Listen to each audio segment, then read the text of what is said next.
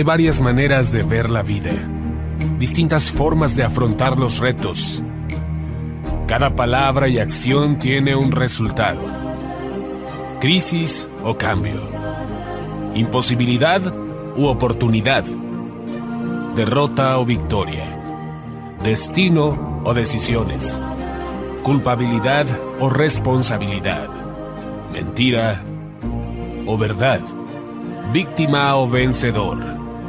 La diferencia se marca en los pensamientos, las ideas y las acciones.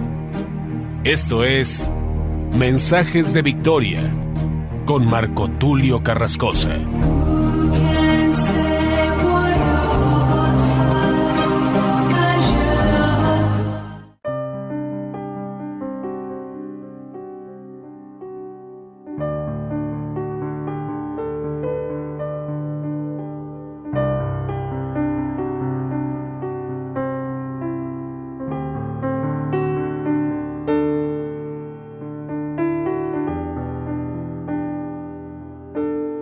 Bendiciones a todos, amados hermanos y amigos, qué gusto saludarles nuevamente a través de la radio, a través de internet. Hoy estoy llegando hasta ustedes compartiéndoles un nuevo episodio. Este episodio es el número 20 de la serie Dios de Pactos. A este episodio lo he titulado Abraham, Sara, Isaac, Agar e Ismael y la señal del pacto. Seguramente alguien diría, ¿qué nombre tan grande? Pude haberlo llamado solamente la señal del pacto.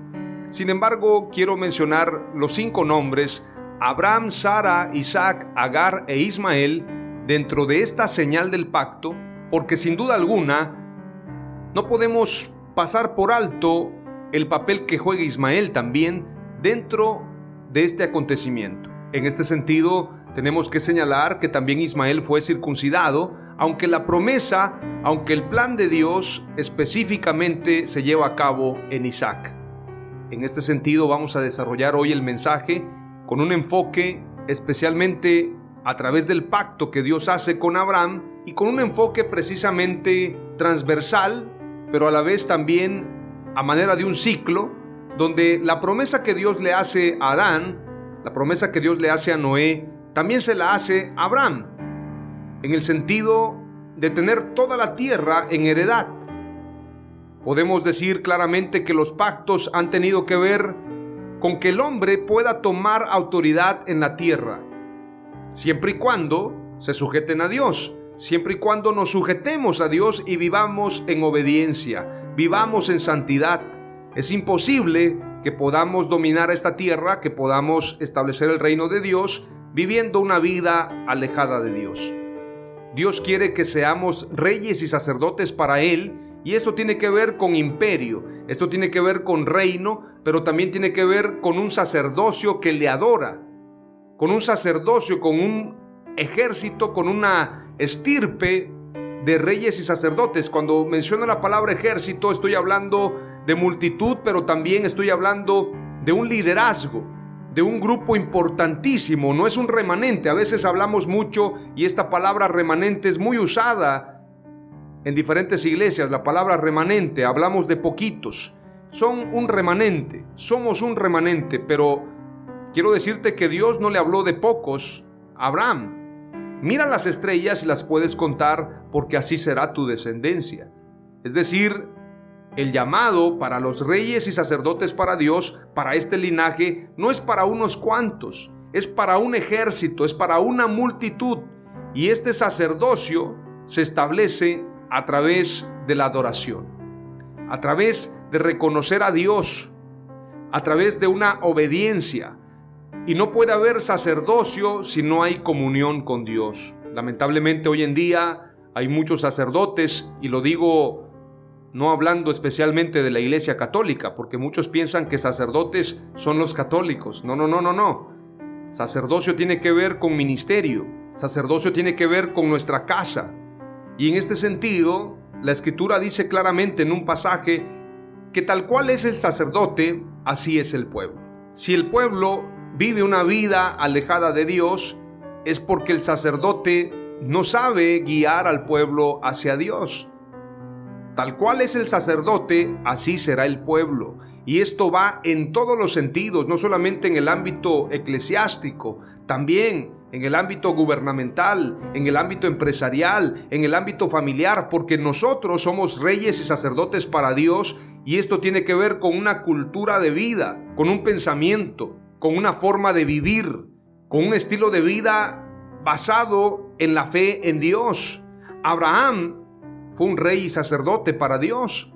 David, un rey y sacerdote para Dios. Y podemos encontrar muchos ejemplos, pero el único que pudo llevar el reino conforme al reino de los cielos, el único que pudo vivir como un sacerdote conforme al reino de los cielos, es nuestro Señor Jesucristo. A Él sea la gloria, a Él sea la honra, a Él sea la alabanza por los siglos de los siglos.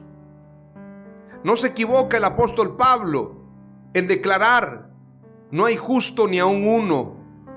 Nadie pudo conservarse justo. No hay justo ni aun uno. El único justo, el único santo, el único perfecto, el único que no pecó, fue tentado en todo, pero sin pecado, es nuestro Señor Jesucristo. Entonces, entendemos que los pactos de Dios, aunque son transversales, hay una línea transversal en todo esto, también son un ciclo que donde comenzó el primer pacto, vamos a terminar ahí. El primer pacto fue en Edén. Sin embargo, ya Dios había declarado, y la Escritura dice que el Cordero fue inmolado antes de la fundación del mundo. Es decir, antes que el hombre pecara, ya Dios había propuesto venir a la tierra a manera de hombre, es decir, hacerse hombre para morir por nosotros y poder salvarnos de la vida pecaminosa, de una vida alejada de Él. Esto es muy profundo, esto va más allá de nuestro entendimiento. Esto es como lo que decía mi padre, que hay agujeros negros en el espacio, y muchas veces queremos meternos en temas tan profundos, y decía mi padre esta frase: hay quienes terminan locos, porque nos metemos a preguntarle cosas a Dios que son demasiado profundas. Y Jesús declaró, Jesús dijo: si no entendéis las cosas terrenales, ¿cómo entenderéis las cosas espirituales, las cosas celestiales? Si no entiendes lo terrenal, ¿cómo vas a entender lo celestial? Es imposible meter el agua del mar en una botella. Es imposible.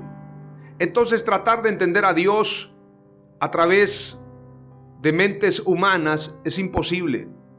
Dios nos ha dado una revelación de las cosas, sin embargo, la revelación completa solamente se puede obtener a través del Espíritu Santo.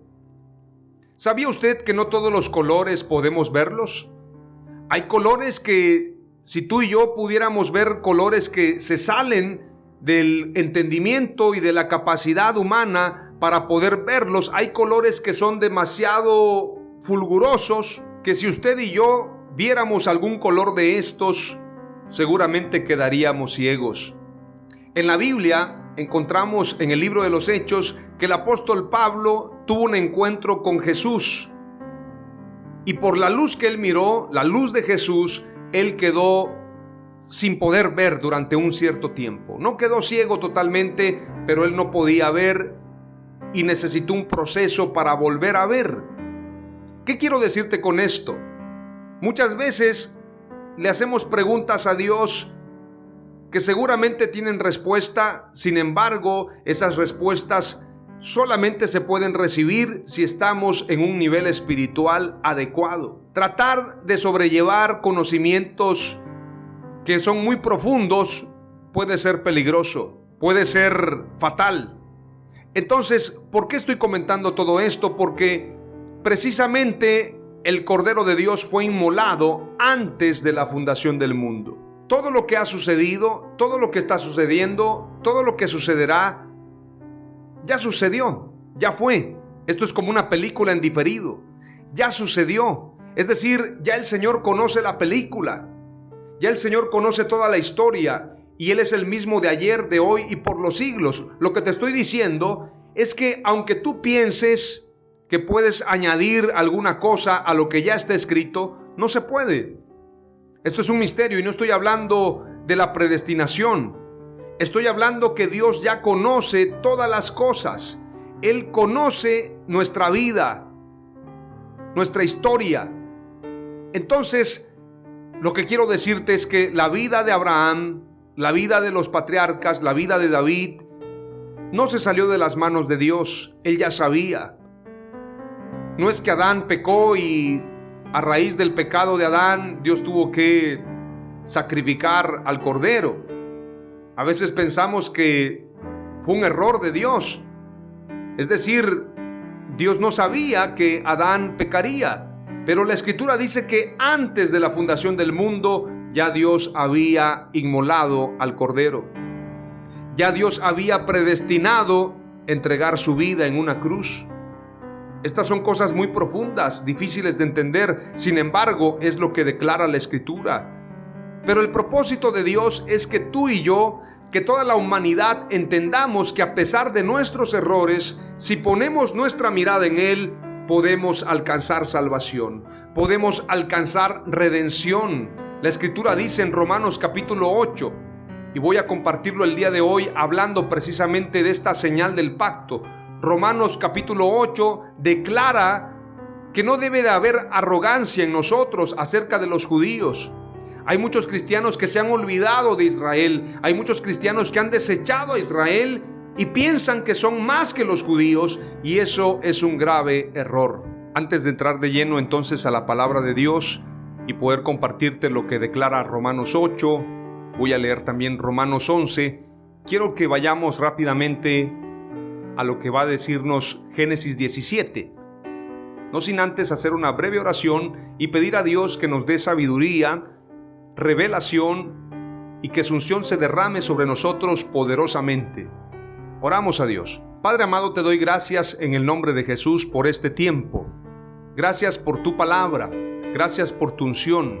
Gracias por la oportunidad que me das de poder compartir este mensaje. Te ruego, Señor, que tu unción maravillosa pueda caer sobre mi vida y que esta palabra sea una palabra motivadora, una palabra de transformación y que podamos posicionarnos en un lugar especial. Impúlsanos en base a tu palabra. Llévanos a lugares que no habíamos soñado, Señor. Llévanos a profundidades de bendición en tu espíritu. Danos sabiduría, danos revelación, que entendamos el propósito de cada palabra tuya, el propósito de cada pacto en esta serie Dios de pactos. Que entendamos que todas las cosas para ti no son ocultas y que tus promesas son fieles y verdaderas y que tu propósito eterno es para bien y no para mal, que tu misericordia es eterna, amado Dios. Hoy te damos gracias, nos encomendamos a ti y te ruego, Señor, que bendigas a cada persona que me escucha a través de la radio, a través de internet. Te ruego también, Señor, que sanes a los enfermos, las personas que están en crisis ahora, las personas que están pasando por un momento difícil. Te ruego, Señor, que extiendas tu mano de poder mientras predico tu palabra, para sanar a los enfermos, para liberar a los cautivos, para traer paz a aquellos que están en aflicción. Te lo pido, amado Dios, sabiendo que en tu nombre podemos pedirte y tenemos la seguridad que tus promesas son fieles y verdaderas. Tú eres el sí y el amén. Oro con fe, creyendo que lo recibiremos, creyendo que recibiremos estos milagros. En el nombre de Jesús. Amén. Aleluya. Génesis 17, verso 1 en adelante, declara la Escritura. Era Abraham de edad de 99 años cuando le apareció Jehová y le dijo: Yo soy el Dios Todopoderoso. Anda delante de mí y sé perfecto. Y pondré mi pacto entre mí y ti, y te multiplicaré en gran manera. En otra versión diría: Pondré mi pacto entre tú y yo, y te multiplicaré en gran manera. Entonces Abraham se postró sobre su rostro, y Dios habló con él diciendo: He aquí mi pacto es contigo, y serás padre de muchedumbre de gentes. Y no se llamará más tu nombre Abraham, que significa Padre excelso, sino que será tu nombre Abraham, que significa Padre de multitudes. Porque te he puesto por padre de muchedumbre de gentes, y te multiplicaré en gran manera, y haré naciones de ti, y reyes saldrán de ti. Si usted compara este pasaje con lo que declara el Génesis también al principio, cuando Dios hace pacto con Adán, cuando Dios hace pacto con Noé.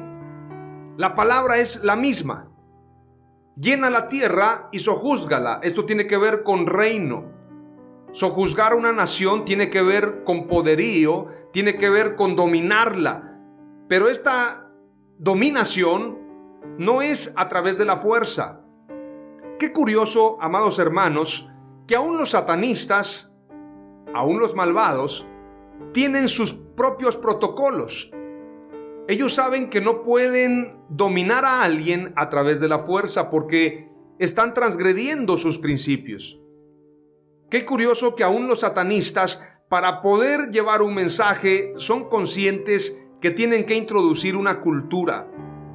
Recientemente yo estaba observando una entrevista de los diferentes grupos satánicos latinoamericanos y cómo estos grupos se han dado a conocer durante muchos años y han tenido financistas que pertenecen obviamente a estos intereses diabólicos. Sin mencionar los nombres de estas bandas, quiero comentarte que una de las bandas más renombradas, que estuvo viajando a muchos países, el vocalista de la banda habla directamente a las cámaras y relata el nombre de uno de sus discos que tiene que ver con Jesús. Inclusive el disco habla de Jesús, pero desde la perspectiva de un satanista y desde la perspectiva de una banda de rock que quiere llevar un mensaje.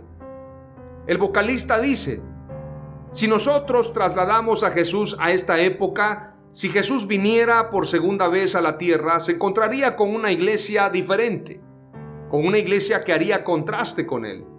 Entonces, a través de las canciones, ellos enviaron un mensaje, y algo que me llamó la atención fue que el vocalista declaró: a través de nuestras canciones estamos llevando cultura.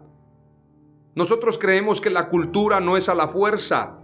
Así como una cita para tomar un café, cuando un hombre está pretendiendo a una mujer, primero es llevarle rosas, invitarle los chocolates y entonces poco a poco se va dando ese romance. Así lo dijo el vocalista de esta banda satánica y lo dijo con mucha humildad y con mucha sinceridad. Esto me llamó la atención porque cuando Dios le dice a Noé: llenad la tierra y sojuzgadla, le está diciendo: culturiza la tierra y trae la cultura del reino de Dios a la tierra. Domina conforme a la cultura del reino. Es decir, la guerra espiritual no tiene que ver con cuestiones místicas, con cuestiones solamente de carácter espiritual, llamémoslo así, cuando la gente piensa que si se cayó un objeto, si sucedió algo fuera del lugar, si de repente se ponchó una llanta. Yo recuerdo en una ocasión íbamos en un viaje, fuimos a recoger a un pastor que Dios lo usa mucho en liberación, y él había testificado precisamente diferentes guerras espirituales que sostuvo en su país. Literalmente, cuando fuimos a traerlo, iban dos carros y en un carro se fue un grupo de gente y en el otro carro veníamos otro grupo, pero de repente la camioneta se movió y parecía que habían tomado la camioneta y la estaban moviendo hacia muchos lados. Lo que yo hice fue poner mi mano precisamente en el tablero del carro y declaré: en el nombre de Jesús, carro, establécete. Y el carro volvió a su estabilidad. El chofer estaba pálido. Al chofer nunca le había pasado eso. Sin embargo, yo pensé: vamos a pensar que tal vez no fue un ataque espiritual, sino tal vez las llantas estaban un poco mal. Sin embargo, muchas veces suceden cosas espirituales, es cierto, pero el ataque más fuerte del enemigo no tiene que ver con ese tipo de cosas. El ataque más fuerte del enemigo tiene que ver con cuestiones culturales. La guerra espiritual es una guerra ideológica. Es decir, yo me debo de ocupar más por la educación, por la predicación del evangelio, por la cultura, que por andar observando que si se cayó un objeto, que si de alguna manera hay ataques demoníacos, digamos, en alguna colonia, en algún lugar. Y no con esto estoy diciendo que no atendamos a los endemoniados. Claro, el Señor nos dio autoridad para ir a echar fuera demonios. Cuando alguien abre una puerta, El enemigo entra, pero nosotros tenemos el poder de Dios para echar fuera a los demonios en el nombre de Jesús. Sin embargo, lo más importante de la guerra espiritual no es eso. No es ir a echar fuera demonios. Es más, Jesús le dijo a los discípulos, cuando ellos se gozaron y se regocijaron diciendo: Señor, aún los demonios se sujetan en tu nombre. Entonces Jesús les dijo: ¿saben? No se alegren por eso. Alégrense porque sus nombres estén escritos en el libro de la vida. Porque les estaba diciendo que lo más importante era luchar por su salvación. Era luchar precisamente por mantenerse fieles a Dios, por cumplir con lo que Dios estableció con cada uno de nosotros. Veamos lo que dice el Señor acerca de esto que te estoy compartiendo. Lucas capítulo 10, verso 20 al 22 declara: pero no os regocijéis de que los espíritus se os sujetan, sino regocijaos de que vuestros nombres están escritos en los cielos. Esto tiene que ver no solamente con salvación. Si tu nombre está escrito en el libro de la vida, quiere decir que eres salvo. Pero no solamente tiene que ver con eso. El que tu nombre esté escrito en los cielos quiere decir que tienes una historia, y esa historia tiene que cumplirse al pie de la letra. Veamos el verso 21. En aquella misma hora Jesús se regocijó en el Espíritu y dijo: yo te alabo, oh Padre, Señor del cielo y de la tierra, porque escondiste estas cosas de los sabios y entendidos y las has revelado a los niños. Sí, Padre, porque así te agradó. Todas las cosas me fueron entregadas por mi Padre, y nadie conoce quién es el Hijo sino el Padre, ni quién es el Padre sino el Hijo, y aquel a quien el Hijo lo quiera revelar. Es decir, que debemos regocijarnos más en la revelación de Dios. Hay otro pasaje poderoso hablando de lo que está escrito acerca de nosotros. Mateo 26, 24. El Hijo del Hombre se va, según está escrito de él. Pero ay de aquel hombre por quien el Hijo del Hombre es entregado. Mejor le fuera a este hombre no haber nacido. Lo que está declarando Jesús es que Él cumpliría con su propósito conforme a lo que está escrito en el rollo del libro, como declara el Salmo capítulo 40, verso 5 en adelante. Has aumentado, Jehová Dios mío, tus maravillas y tus pensamientos para con nosotros. No es posible contarlos ante ti. Si yo anunciare y hablare de ellos, no pueden ser enumerados. Sacrificio y ofrenda no te agrada. Has abierto mis oídos. Holocausto y expiación no has demandado. Entonces dije: he aquí vengo, en el rollo del libro está escrito de mí. El hacer tu voluntad, Dios mío, me ha agradado, y tu ley está en medio de mi corazón. Este pasaje habla claramente de cumplir su voluntad conforme a lo que está escrito en el rollo de Dios. Es decir, lo más importante de la guerra espiritual es luchar por cumplir con nuestro llamado. ¿Y sabes cuál es el llamado de la iglesia?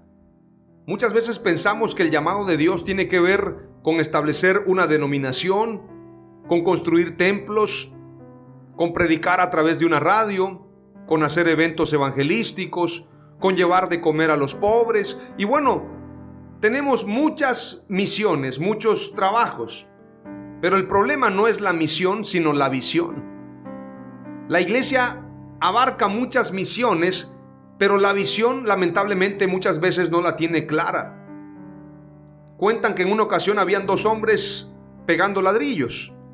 Y entonces, para que el empresario supiera a quién ascendería de puesto, a quién subiría de nivel, empezó a observar a los albañiles y dijo: bueno, al que tenga más visión, a ese es al que voy a ascender. Y entonces le preguntó a uno de los albañiles, enviando obviamente a alguien disfrazado.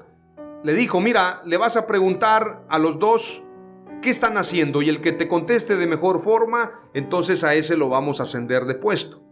Entonces le preguntaron al primero: disculpe, ¿qué es lo que usted está haciendo? El primero respondió un poco molesto: ¿qué no se da cuenta, señor? Estoy pegando ladrillos. ¿Acaso no mira? Estoy trabajando. No, nada más quería saber, dijo el hombre, y tomó nota. Después le preguntaron al segundo.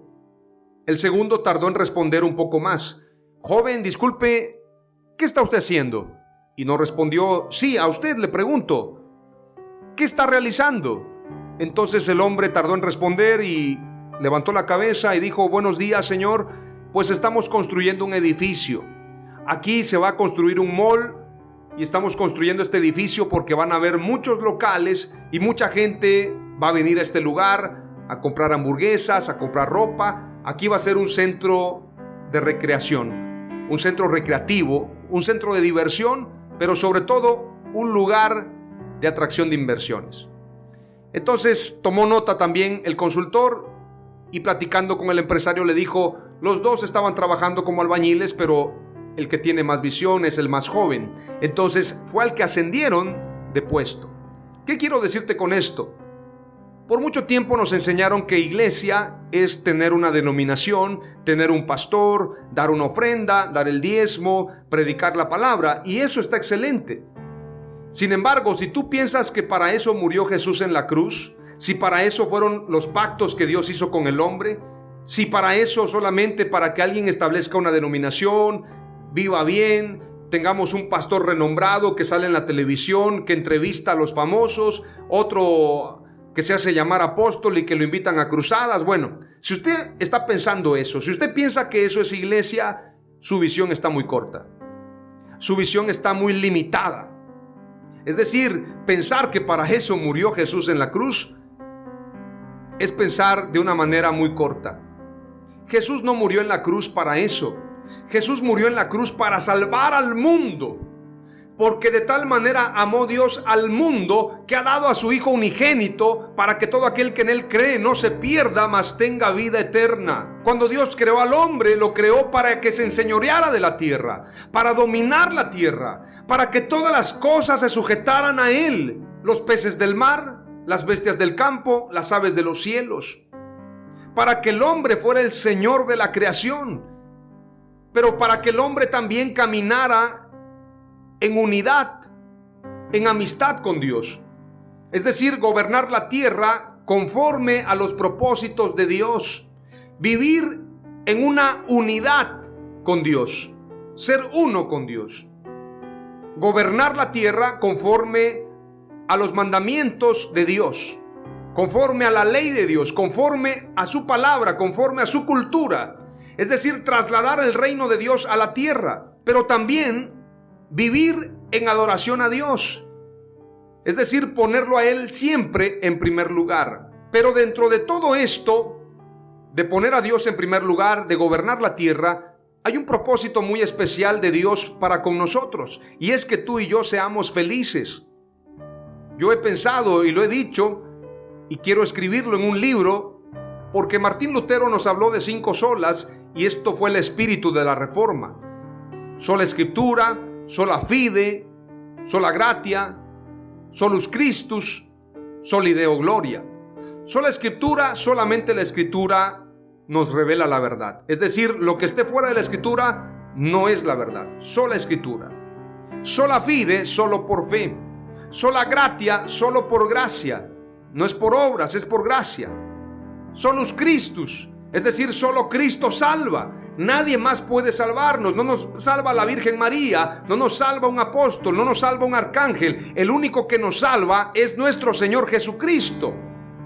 Y soli Deo gloria, que es el propósito de la Reforma, es darle la gloria solamente al que se la merece, a nuestro Dios, al que se hizo hombre y al que siendo hombre se humilló hasta lo sumo, entregó su vida por nosotros y murió en la cruz del Calvario. A Él sea la gloria, la alabanza por todos los siglos. Ese es el propósito de la Reforma. Sin embargo, hay 2 puntos que deberían completar esta reforma. No solamente 5 puntos, las 5 solas, sino añadir 2 más para que sean 7 solas. Lo que estoy diciendo, no lo estoy diciendo al azar, porque luego la gente piensa que uno a lo mejor estaba viendo las nubes y tomándose un café, o no faltará aquel que piense que hasta los predicadores se drogan. Estaba drogándose el hermano cuando pensó en eso. Como dice un predicador, dejémonos de marihuanadas, dice él, y predica en enlace televisión. Entonces no tiene que ver con eso. He meditado en 2 puntos que son transversales en toda la Escritura. Número 6, que sería la 6ª sola, es hablar de la felicidad. Dios quiere que seamos felices. Él no nos creó para que seamos como robots. Él no nos creó para que seamos infelices. Él nos creó para ser plenos. Los filósofos más grandes como Aristóteles, como Platón, diferentes filósofos de la época griega, hablaban de la felicidad, hablaban de cómo obtener la felicidad. Y hay un punto muy importante dentro de la felicidad, y es la amistad.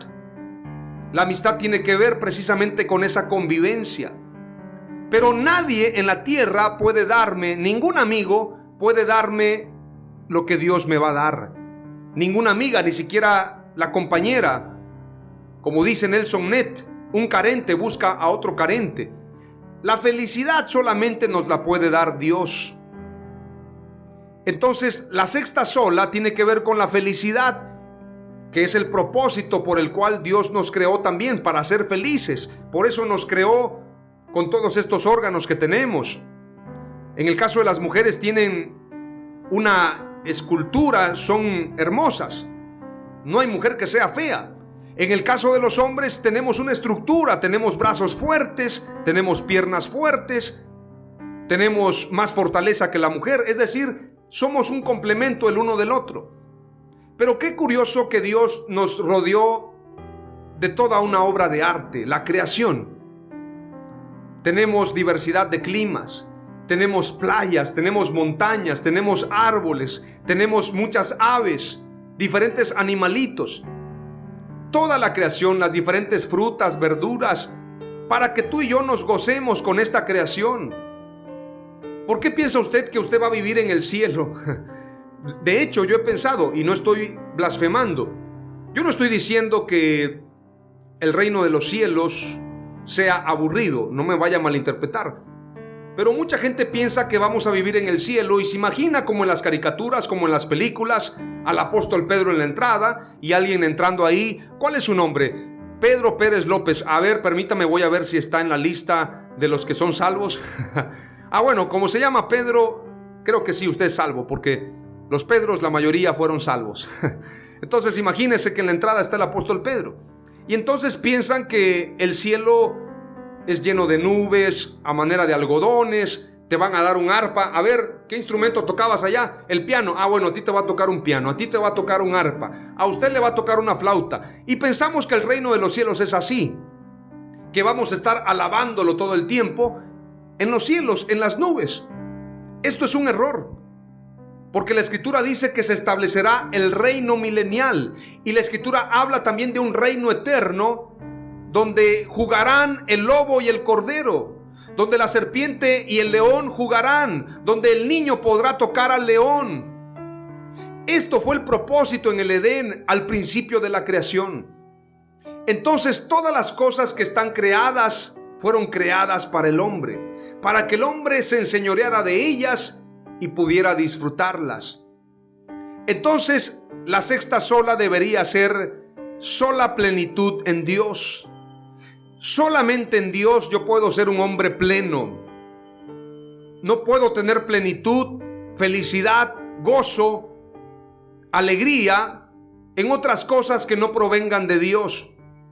Es imposible. Aún las personas que digan soy feliz, yo tengo todo, no necesito a Dios, están mintiendo. Todos necesitamos a Dios. El mismo Robbie Williams. Bueno, hay dos, Robin Williams el cantante y Robbie Williams el actor. Y los dos, Robbie Williams el cantante escribe una canción donde él dice: hay un vacío en mi corazón. Mientras él canta en un concierto en Inglaterra donde hay millones de personas que fueron a verlo, él está cantando una canción y dice: le platico mis planes a Dios, y él se burla de ellos. Esa famosa frase que dicen: ¿quieres hacer reír a Dios? Platícale tus planes. Eso es mentira. Dios no se burla de tus planes. Dios es tu mejor amigo. O esa famosa frase que dicen: ¿sabes cuál es el mejor amigo del hombre? El perro. Eso no es cierto. El mejor amigo del hombre es Jesús. Y Él quiere habitar en nuestro corazón, en tu corazón. Él quiere cambiar tu historia, quiere cambiar tu vida, quiere hacerte feliz, quiere hacerte pleno. Ese es el propósito de Dios. Y entonces el mismo cantante Robbie Williams dice: hay un vacío en mi corazón. Mientras está cantando, Él llora ante millones que fueron a verlo a Él. Es decir, las multitudes no van a saciar tu vida. Las mujeres, el dinero, las drogas, nada de eso podrá satisfacer tu corazón. Solamente Jesucristo. Y la séptima sola, he pensado que esta sería una sola importantísima. Podría ser la primera, es la número 7, pero podría ser la primera. Y es sola adoración. Solamente para adorarlo fuimos creados. Si yo hago un proyecto y ese proyecto involucra adoración a Dios, es de Dios. Si yo quiero hacer una obra, pero esa obra es para adorarlo a Él, entonces es de Dios. Todo lo que lo exalta, todo lo que lo honra, todo lo que es para adorarle a Él, entonces vale la pena hacerlo, porque el hombre fue creado para adorarle, para ponerlo en primer lugar a Él. Entonces la séptima sola podría ser la primera, sola adoración. Solamente fuimos creados para adorarle. Yo añadiría estas dos solas y quiero hacerlo en un libro. Y también voy a escribir otro libro que lo voy a llamar Las 77 tesis de la Nueva Reforma. Las 95 tesis de la Reforma con Martín Lutero tuvieron un efecto, tuvieron un impacto. Pero en esta nueva Reforma, en este tiempo moderno, creo que estas 77 tesis van a marcar también un cambio. Porque la Reforma continúa, porque la Reforma no ha terminado y hay muchas cosas que tienen que ser reformadas. Pero esa reforma es regresar a la forma original. No estoy hablando de construir sobre otro fundamento, ya hay un fundamento. Reformarse es regresar a la forma original, al propósito original. Y por esto, en esta serie Dios de Pactos, estamos hablando de que los pactos son un ciclo de Dios. No es una línea, sino es un ciclo, es un círculo. Donde comenzamos, ahí regresaremos. Donde comenzamos fue en el Edén. Vamos a regresar al Edén. Vamos a regresar al árbol de la vida. Qué curioso que Génesis habla del árbol de la vida, pero también Apocalipsis. Te voy a compartir el pasaje. Apocalipsis 22 declara: y me mostró un río de agua de vida, resplandeciente como cristal, que salía del trono de Dios y del Cordero, en medio de la calle de la ciudad. Y a cada lado del río estaba el árbol de la vida, que produce 12 clases de fruto, dando su fruto cada mes, y las hojas del árbol eran para sanidad de las naciones. Y ya no habrá más maldición, y el trono de Dios y del Cordero estará allí, y sus siervos le servirán. Ellos verán su rostro, y su nombre estará en sus frentes.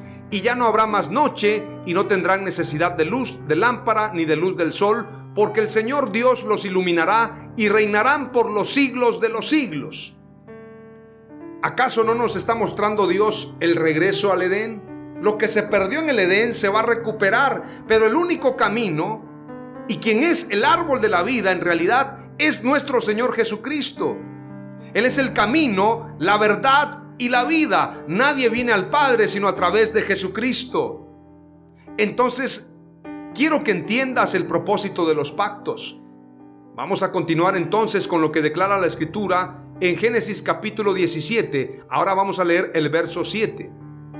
Y estableceré mi pacto entre mí y ti, y tu descendencia después de ti en sus generaciones, por pacto perpetuo, para ser tu Dios y el de tu descendencia después de ti. Es decir, tendremos pacto entre tú y yo, y entre tu descendencia y yo. Esto es lo que está diciendo Dios. Y te daré a ti y a tu descendencia después de ti la tierra en que moras, toda la tierra de Canaán en heredad perpetua, y seré el Dios de ellos.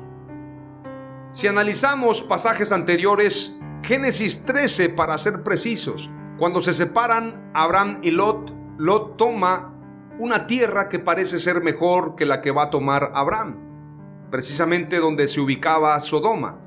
Sin embargo, a pesar de eso, Dios le da una palabra, y esta es una palabra profética que tiene cumplimiento en Génesis 17. Vamos a ver lo que dice el verso 10 del capítulo 13. Y alzó Lot sus ojos y vio toda la llanura del Jordán, que toda ella era de riego, como el huerto de Jehová, como la tierra de Egipto en la dirección de Zoar, antes que destruyese Jehová a Sodoma y a Gomorra. Lot quiso tomar la mejor tierra. Bueno, si se trata de escoger, voy a escoger la mejor. La llanura del Jordán, la tierra de riego, así como el huerto de Jehová, voy a tomar ese lugar de bendición. Y bueno, Abraham, hay que vea qué tierra le queda. Yo voy a tomar la mejor. Esto fue lo que hizo Lot. Sin embargo, en el verso 11 declara: entonces Lot escogió para sí toda la llanura del Jordán, y se fue Lot hacia el oriente, y se apartaron el uno del otro. Abraham acampó en la tierra de Canaán, en tanto que Lot habitó en las ciudades de la llanura, y fue poniendo sus tiendas hasta Sodoma. Verso 14. Y Jehová dijo a Abraham, después que Lot se apartó de él: alza ahora tus ojos y mira desde el lugar donde estás hacia el norte y el sur y al oriente y al occidente. O sea, mira toda la tierra, mira todo lo que puedas ver, porque toda la tierra que ves la daré a ti y a tu descendencia para siempre. Le está diciendo: mira toda la tierra, yo te entregué todo. Te estás peleando por una llanura cuando yo te entregué todo a ti. Esto es lo que le está diciendo Dios, el mismo que le dijo: mira las estrellas si las puedes contar, porque así será tu descendencia. Mira las arenas del mar si las puedes contar, porque así será tu descendencia. Es decir, no tengas límites, porque todo te lo he entregado a ti. Y la misma promesa se la hace Dios precisamente a Noé: llenad la tierra y sojuzgadla. La misma promesa para Adán: enseñoréense de la tierra, sojúzguenla, llénenla. Y a David le dice también y declara en uno de los salmos: pídeme y te daré por herencia las naciones. Ahora a la iglesia le dice Dios, le dice Jesús: toda potestad me es dada en cielo y en tierra, por tanto vayan y hagan discípulos a las naciones. A todas las naciones. Mateo 24 declara: y este evangelio del reino será predicado en toda la tierra, y entonces vendrá el fin. Entonces tenemos que entender el propósito de iglesia. No estamos aquí para abrir más templos, no estamos aquí para abrir más denominaciones, no estamos aquí para levantar a un pastor famoso, un apóstol famoso, no estamos aquí para tener nuestro propio lenguaje, no estamos aquí para andar condenando a la gente, no estamos aquí para hacer marchas y decir no al aborto, no al matrimonio igualitario, pero pareciera que somos una secta, somos una etnia, un grupito por ahí de ruidosos que están inconformes. No se trata de eso. Estamos aquí para establecer el reino de Dios. Estamos aquí para entender el propósito de la cruz.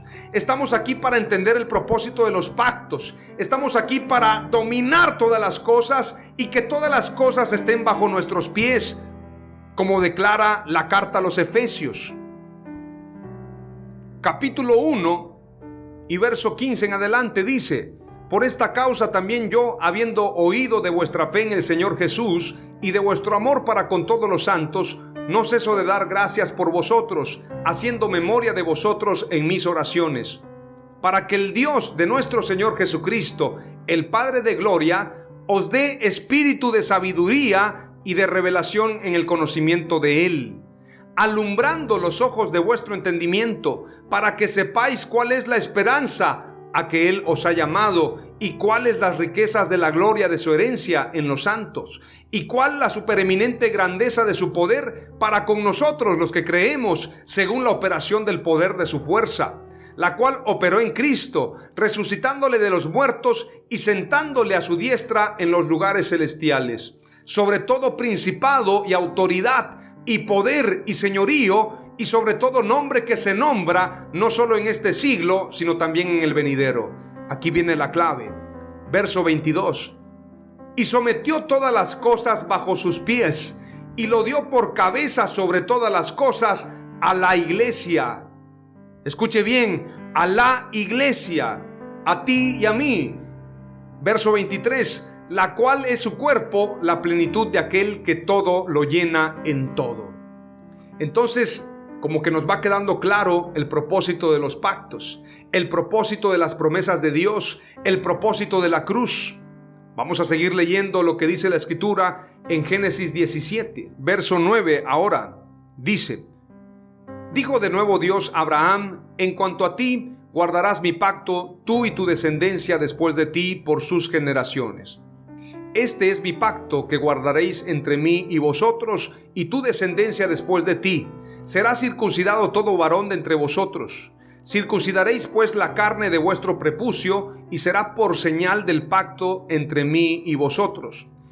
Y de edad de 8 días será circuncidado todo varón entre vosotros por vuestras generaciones, el nacido en casa y el comprado por dinero a cualquier extranjero, que no fuere de tu linaje.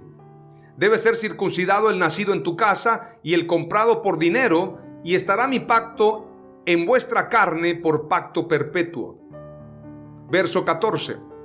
Y el varón incircunciso, el que no hubiere circuncidado la carne de su prepucio, aquella persona será cortada de su pueblo, ha violado mi pacto. Lucas capítulo 2, para que entendamos el propósito del pacto.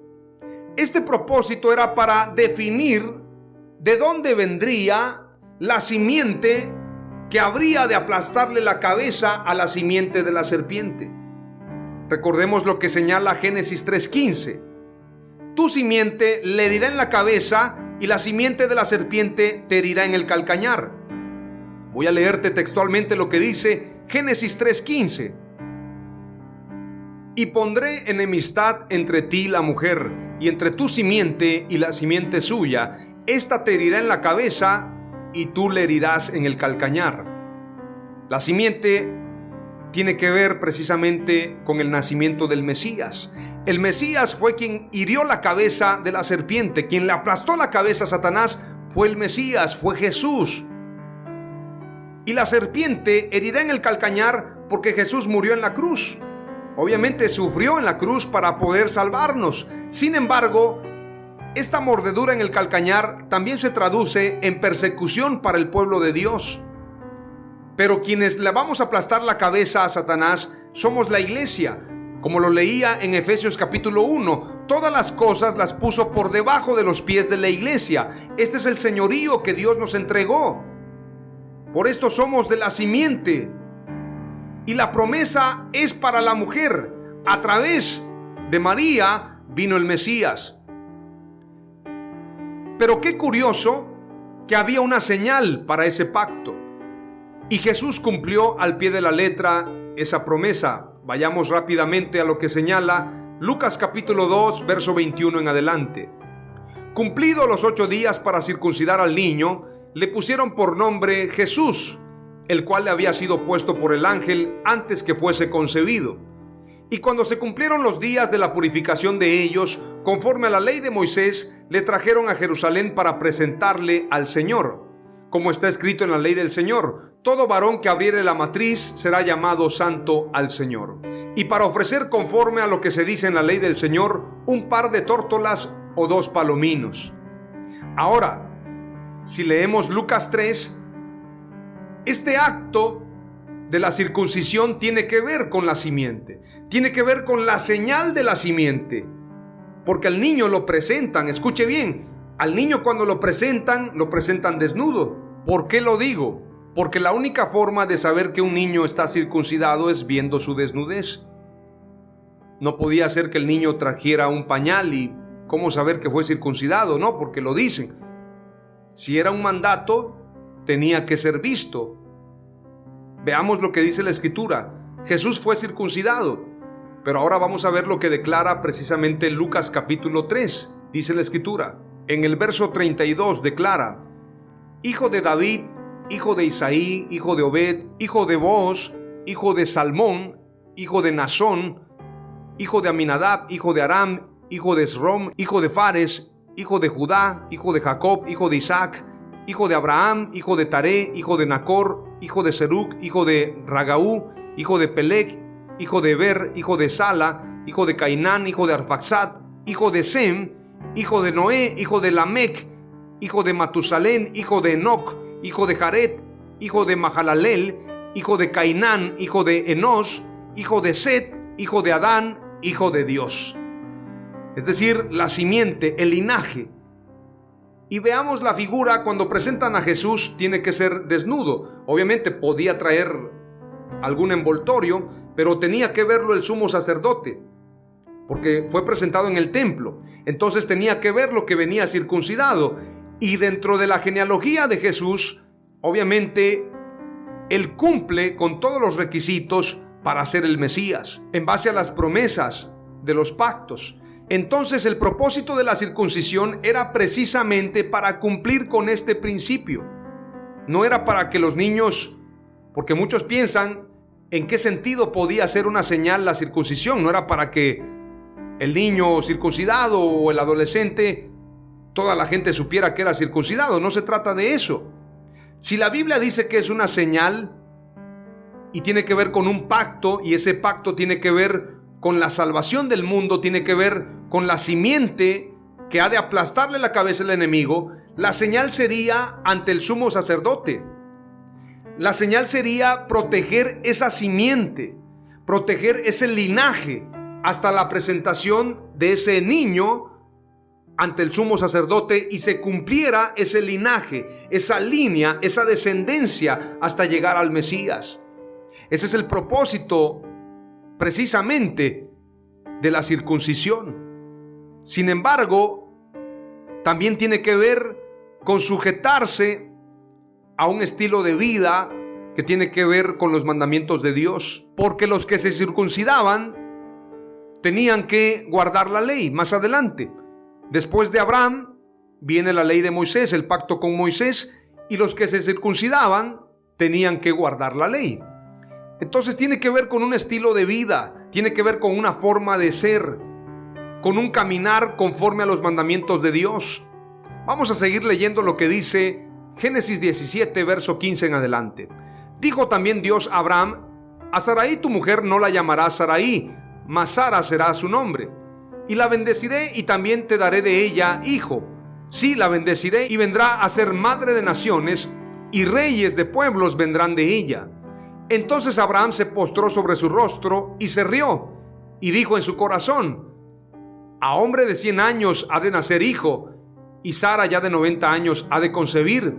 Y dijo Abraham a Dios: ojalá Ismael viva delante de ti. Esto está haciéndolo Abraham para interceder por Ismael.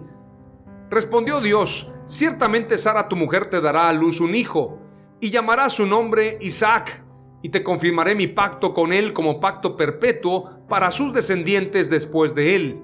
Y en cuanto a Ismael, también te he oído. He aquí que le bendeciré y le haré fructificar y multiplicar mucho en gran manera. 12 príncipes engendrarán y haré de él una gran nación. Mas yo estableceré mi pacto con Isaac, el que Sara te dará a luz por este tiempo el año que viene. Y acabó de hablar con él y subió Dios de estar con Abraham. Entonces tomó Abraham a Ismael su hijo, y a todos los siervos nacidos en su casa, y a todos los comprados por su dinero, y a todo varón entre los domésticos de la casa de Abraham, y circuncidó la carne del prepucio de ellos en aquel mismo día, como Dios le había dicho. Era Abraham de edad de 99 años cuando circuncidó la carne de su prepucio, e Ismael su hijo era de 13 años cuando fue circuncidada la carne de su prepucio. En el mismo día fueron circuncidados Abraham e Ismael su hijo, y todos los varones de su casa, el siervo nacido en casa y el comprado del extranjero por dinero, fueron circuncidados con él. Ahora usted se preguntará entonces, ¿para qué circuncidar a los siervos? ¿Para qué circuncidar a Ismael? ¿Para qué circuncidar a los extranjeros? Es que la circuncisión como señal cumple con dos propósitos. El primero, un estilo de vida conforme a la palabra de Dios. El circuncidado tiene que guardar la ley de Dios. Pero número dos, la señal en el prepucio era precisamente para definir el linaje. Pero qué curioso, ¿y por qué digo que es para definir el linaje? Porque Dios le declara precisamente a Abraham, cuando él intercede hablando de Ismael, Dios le dice claramente. Cuando Abraham dice en el verso 18: y dijo Abraham a Dios: ojalá Ismael viva delante de ti. Respondió Dios: ciertamente Sara tu mujer te dará a luz un hijo. Está diciendo, Sara te va a dar un hijo de donde vendrá la simiente, y llamará su nombre Isaac. y confirmaré mi pacto con él como pacto perpetuo para sus descendientes después de él. Confirmaré mi pacto, el pacto de redención, el pacto desde el principio, el pacto de salvación. Y en cuanto a Ismael, también te he oído. He aquí que le bendeciré y le haré fructificar y multiplicar mucho en gran manera. 12 príncipes engendrarán y haré de él una gran nación. Pero confirmaré mi pacto, dice Dios, como pacto perpetuo. Con Isaac confirmaré mi pacto, con él como pacto perpetuo para sus descendientes después de él. Por esto en la genealogía de Jesús encontramos precisamente que proviene de Isaac. Proviene de Abraham, como lo compartía en Lucas capítulo 3. Hijo de Dios, hijo de Adán, hijo de Set, hijo de Enos, hijo de Cainán, Mahalalel, etcétera, etcétera. Y vamos encontrando donde aparece hijo de Taré, hijo de Abraham, hijo de Isaac, hijo de Jacob. Entonces viene ese linaje, el Mesías viene de ese linaje y la circuncisión cumple con esos dos objetivos. Sin embargo, la verdadera circuncisión es la que nos habla la Escritura en el libro de Romanos, en el capítulo 2. Vamos a ver lo que dice el verso 17. He aquí tú tienes el sobrenombre de judío y te apoyas en la ley y te glorías en Dios y conoces su voluntad e instruido por la ley apruebas lo mejor y confías en que eres guía de los ciegos, luz de los que están en tinieblas, instructor de los indoctos, maestro de niños, que tienes en la ley la forma de la ciencia y la verdad. Tú pues que enseñas a otro, no te enseñas a ti mismo. Tú que predicas que no se ha de hurtar, hurtas. Prácticamente está haciendo una palabra de exhortación el apóstol Pablo, no solamente para los romanos, sino también para los judíos. Declara en el verso 25, pues en verdad la circuncisión aprovecha si guardas la ley, pero si eres transgresor de la ley, tu circuncisión viene a ser incircuncisión. Si pues el incircunciso guardare las ordenanzas de la ley, ¿no será tenida su incircuncisión como circuncisión? Es decir, una persona que guarda la ley, aunque no sea circuncidado, a través de su obediencia, está siendo circuncidado delante de Dios. Veamos una promesa que hace Dios en el Antiguo Testamento. Deuteronomio capítulo 30 y verso 6 declara: además el Señor tu Dios circuncidará tu corazón y el corazón de tus descendientes, para que ames al Señor tu Dios con todo tu corazón y con toda tu alma, a fin de que vivas. Deuteronomio 10:16 declara: circuncidad pues vuestro corazón y no endurezcáis más vuestra cerviz.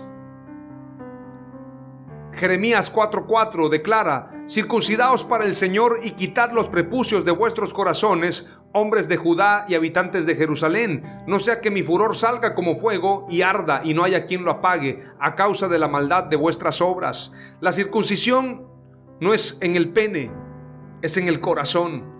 La verdadera circuncisión, la que vale, es la que es en el corazón. Y hay toda una concordancia. Si leemos, por ejemplo, Romanos 2:27 declara: y el que físicamente es incircunciso, pero guarda perfectamente la ley, te condenará a ti, que con la letra de la ley y con la circuncisión eres transgresor de la ley. Romanos 2:28, pues no es judío el que lo es exteriormente, ni es la circuncisión la que se hace exteriormente en la carne, sino en el corazón. Y hay toda una concordancia, hay muchísimos pasajes, te voy a leer uno más. Romanos 4:12. Y padre de la circuncisión para los que no solamente son de la circuncisión, sino que también siguen las pisadas de la fe que tuvo nuestro padre Abraham antes de ser circuncidado.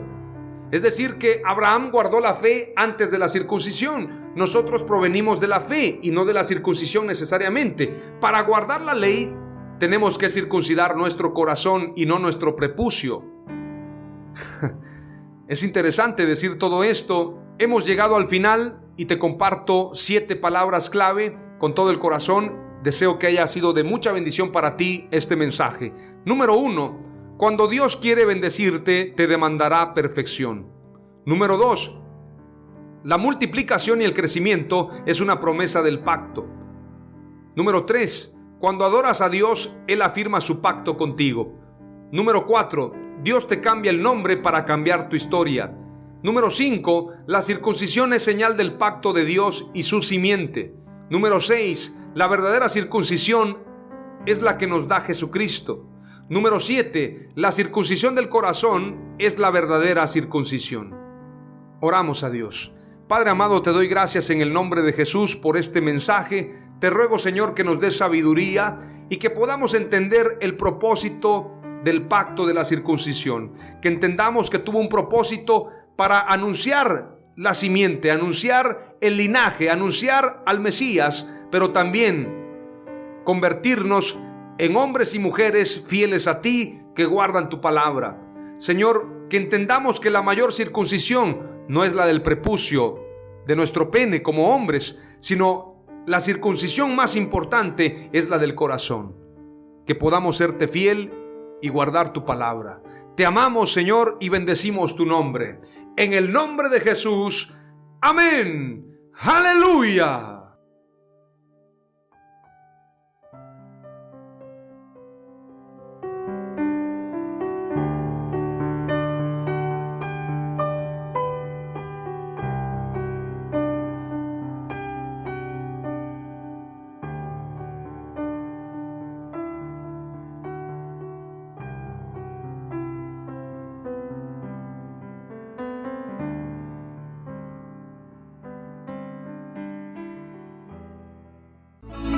Esto fue Mensajes de Victoria con Marco Tulio Carrascosa. Gracias por escucharnos y seguirnos en nuestras redes sociales. Si deseas invitarnos a tu ciudad, escríbenos por inbox o al WhatsApp 961-66-882-99, 961-66-882-99.